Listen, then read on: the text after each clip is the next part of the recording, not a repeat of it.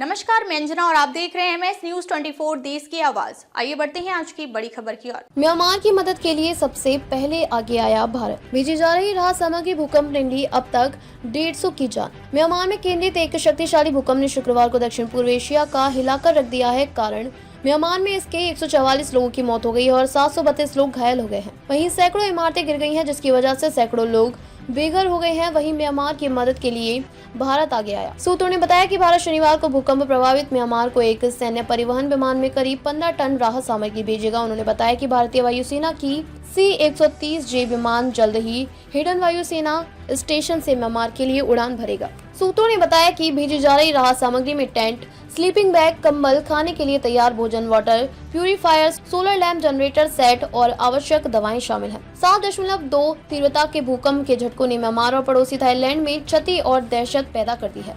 शुक्रवार को म्यांमार और पड़ोसी थाईलैंड में शक्तिशाली भूकंप आया, जिसमें इमारतें, पुल और एक मठ नष्ट हो गए हैं।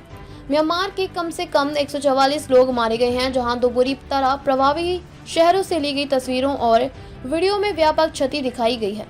साथ ही राजधानी में कम से कम 10 लोग मारे गए हैं, जहां निर्माणाधीन ऊंची इमारत ढह गई है। मांडले के एक निवासी ने कहा कि पूरे शहर में तबाही हुई है। एक अन्य ने कहा कि सड़क क्षतिग्रस्त हो गई है, फोन लाइनें बाधित हो गई हैं और बिजली नहीं है। म्यांमार नाउ से तस्वीरें पोस्ट की हैं, जिसमें एक घंटा घर ढह गया और मांडले पैलेस की दीवार का एक हिस्सा खंडहर में तब्दील हो गया है। एक प्रत्यक्षदर्शी ने बताया कि एक चाय की दुकान ढह गई है और कई लोग अंदर फंस गए हैं।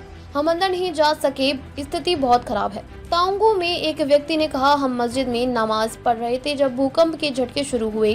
3 लोगों की मौके पर ही मौत हो गई। स्थानीय मीडिया ने बताया कि शान राज्य की ओंगबान में एक होटल मलबे में तब्दील हो गया था। इसमें 2 लोगों की मौत हो गई और 20 लोग फंस गए।